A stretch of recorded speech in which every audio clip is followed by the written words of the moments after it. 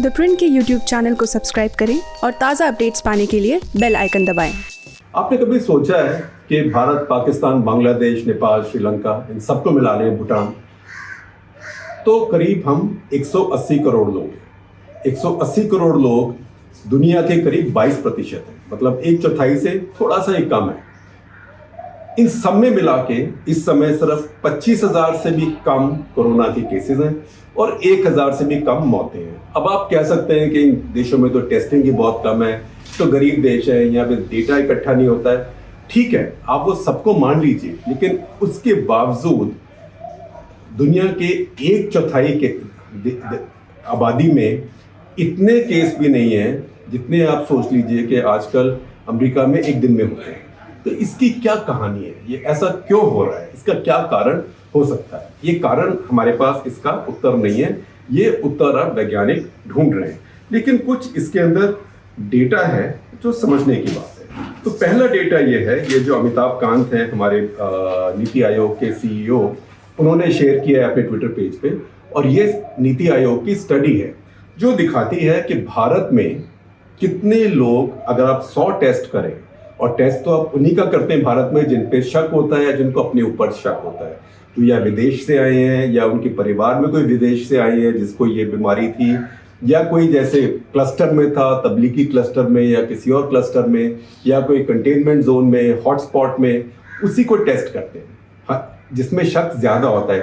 फिर भी भारत में जो पॉजिटिव रेट है, अगर आप 100 आदमी को चेक करें, टेस्ट करें, तो आपको करीब 4.2 से 4.5 तक लोग पॉजिटिव मिलते हैं। इसका मतलब अगर आप 1000 को टेस्ट करें तो आपको 41 से लेकर 45 तक उसमें सिर्फ पॉजिटिव मिलेंगे कोरोना से। लेकिन आप और देशों को देखिए, ये नीति आयोग की स्टडी है।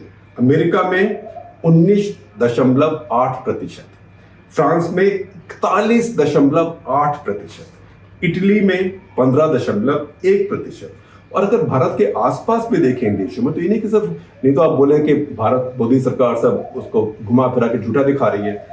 पाकिस्तान में 9.54%, भारत से ज्यादा है लेकिन बाकी दुनिया से फिर भी बहुत कम है, और वो भी 10 के नीचे का आंकड़ा है। बांग्लादेश में 10%, श्रीलंका में बिल्कुल भारत के आसपास 5.12%। तो इसमें कुछ बात तो है जो हमें समझ नहीं आ रही है अभी, लेकिन अभी हमारे हक में काम कर रही है, हमारे फेवर में काम कर रही है। इसी आंकड़े को दूसरी तरह से देखें, जो डॉक्टर रमन गंगाखेडकर, जो ICMR के चीफ एपिडेमियोलॉजिस्ट है, उन्होंने समझाया। उन्होंने कहा कि हम जब 24 आदमियों को टेस्ट करते हैं तो हमको 1 पॉजिटिव मिलता है, लेकिन जापान में 11.7 में 1 पॉजिटिव मिलता है, इटली में 6.7 में 1 पॉजिटिव मिल जाता है, अमेरिका में अब 5.3 में पॉजिटिव मिल रहा है, वियतनाम में, वो बहुत दूर की चीज़ है, वहाँ सिर्फ 496 में 1 मिलता है। तो देशों में अलग अलग में फ़र्क है। अब कुछ भी सोचें, आप सोचें, कोई बोलता है कि BCG ज़्यादा है उपमहाद्वीप में, हमारे सब कॉन्टिनेंट में, और यहाँ भी भारत में फिर भी जो टीकाकरण है वो बाकी देशों से बेहतर है। लेकिन बहुत साइंसदान ये भी कहते हैं कि BCG का असर इतने दिन नहीं रह सकता है। फिर ये भी है कि हमारे अंदर एक लेटेंट ट्यूबरकुलोसिस है, 40% हमारी पॉपुलेशन में कोई ना कोई TB का थोड़ा सा होता है, चाहे बीमार हो या ना हो। पर ये सब अटकलें हैं, या ये कि हमने बचपन में बहुत क्लोरोक्विन खाया है, हमने तो खाया है, हमारे स्कूल में तो इंस्पेक्टर आता था अब 3-4 महीने में सरकारी स्कूलों में, और हमको बोलता था खाओ, अब 1 हफ्ता तो हम खाते थे। तो हो सकता है उसका कोई रेजिडुअल इफेक्ट हो, लेकिन ये कोई जानता नहीं है। अभी ये सब रिसर्च करने की बात है, लेकिन ये सब बातें महत्वपूर्ण है। अब आप देखें कि UK में जैसे 3.2 में 1 पॉजिटिव मिलता है, भारत में 24 में मिलता है। और ये पहले आप बोलते हैं भारत तो टेस्ट ही सिर्फ 1000 कर रहा है, लेकिन अब भारत 35,000 लोग रोज टेस्ट कर रहा है, और इस हफ्ते के खत्म होते होते ये 50,000 हो जाएगा। तो बेस भी बड़ा है, और जो परसेंटेज है पॉजिटिव का वो उतना ही है, 4.1 से 4.4 के बीच। मैं कहूँगा आज के दिन सारी औसत मिला के करीब 4.4 होगा, यानी कि 1000 में से 44 पॉजिटिव। अब इसको आप एक और तरीके से देखिए कि जिस दिन भारत में पहला शुरू हुआ केस और इटली में पहला शुरू हुआ, तो 46वें दिन, ये भी नीति आयोग की स्टडी है, 46वें दिन जो इटली में टोटल नंबर था वो भारत से 1300 गुना हो गया। अमेरिका को देखें तो अगर 40वें दिन ये शुरू होने के बाद, दोनों देशों का पहला केस मिलने के बाद 40वें दिन दोनों के पास एक जैसे नंबर थे इस बीमारी के, इस इन्फेक्शन के, लेकिन 65 दिन के बाद अमेरिका में भारत से 25 गुने हो गए। हालांकि अमेरिका की आबादी भारत से 1/4 से भी कम है। और इटली को अगर देखें, अगर आप देखें तो इतनी छोटी है, भारत की 5% उसकी आबादी है। आप देखें पाकिस्तान भारत का छठा हिस्सा है, छठे से भी कम है, तो इटली पाकिस्तान के तीसरे हिस्से से भी कम है, इतना छोटा है, लेकिन फिर भी नंबर्स वहाँ ज़्यादा है। अब एक और इसमें डेटा पॉइंट अगर आप देखेंगे वो है शमिका रवि, जो ब्रुकिंग्स इंस्टीट्यूशन में काम करती हैं। हमने उनके बारे में आपको पहले भी बताया है, उनके ग्राफ पहले भी दिखाए। वो रोज सुबह अपने ग्राफ छापती है और उसमें विश्लेषण देती है। उनके ग्राफ देखें तो अभी वो कहती है कि इस समय पिछले 5 दिन में जो भारत में नंबर बढ़ रहा है वो 6.6% रोज से बढ़ रहा है, यानी कि शुरू से बढ़ रहा है। इसलिए इस रेट पर भारत में हर 11 दिन में ये डबल होगा, दुगना होगा। इसका मतलब ये नहीं कि शुरू से 11 दिन में हो रहा है, शुरू से जल्दी हो रहा था, क्योंकि अगर आप डे 1 से आज तक देखें तो 13.3% इसमें ग्रोथ का रेट है रोज, लेकिन अब वो कम हो गया पिछले 5 दिनों में। तो उनका ये कहना है, ये आपको देखना चाहिए। और ये भी इस बात का भी एक महत्व है। तो ये क्यों हो रहा है अब हम इस बात को समझेंगे। लेकिन आप देखें भारत में केस तो अब बढ़ेंगे ही, क्योंकि टेस्ट बढ़ रहे हैं, लेकिन उसके साथ साथ एक अच्छी बात ये भी है कि एक तो उन टेस्ट में जो पॉजिटिव निकल रहे हैं उनकी औसत वही 4-4.5 ही रह रही है। और दूसरा, जो हमारे यहाँ मौतें हो रही है बदकिस्मती से, वो 3.3% हो रही है, जो इस टाइम जो अंतर्राष्ट्रीय नॉर्म है उसके अंदर है।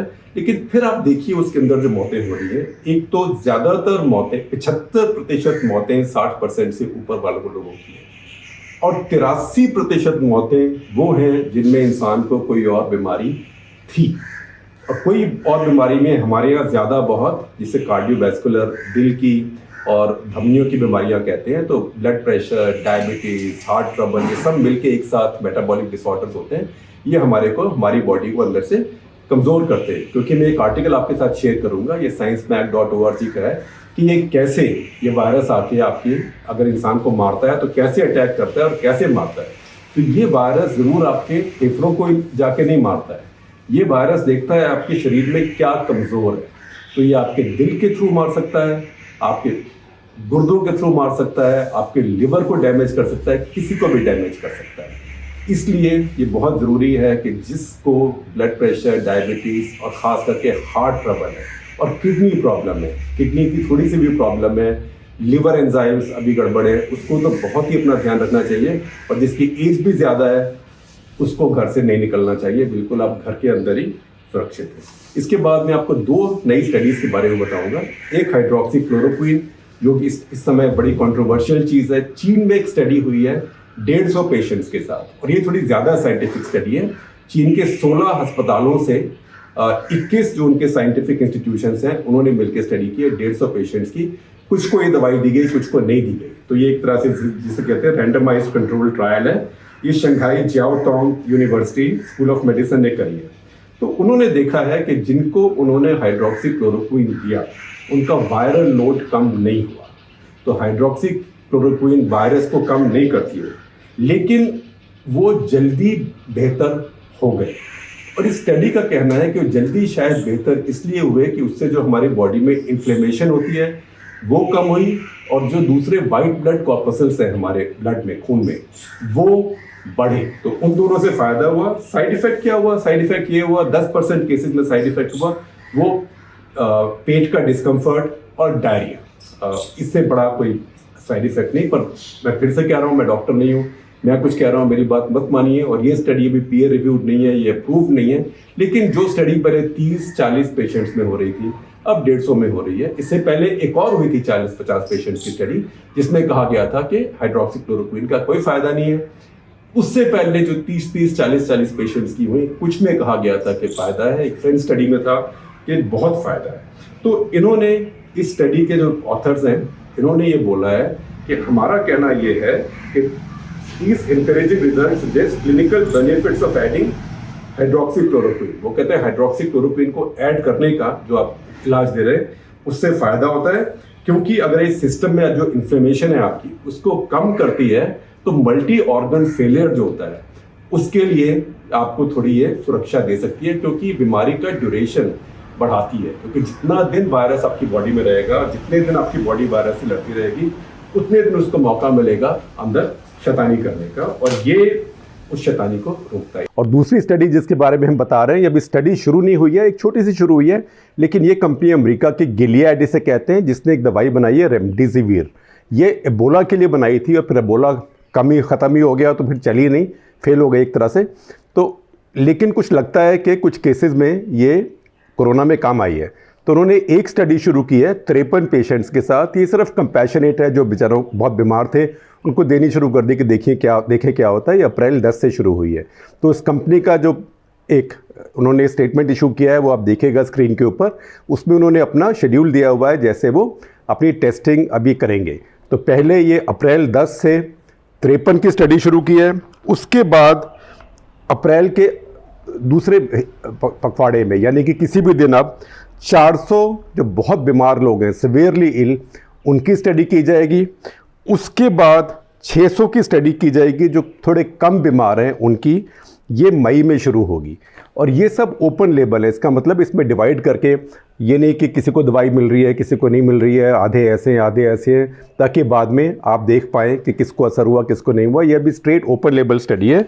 और उसके बाद बड़ी स्टडीज़ होंगी, 600 के बाद 800 की स्टडी होगी जो अमेरिका में नेशनल इंस्टीट्यूट ऑफ हेल्थ करेगा, और वो भी लेट मई में शुरू होगी।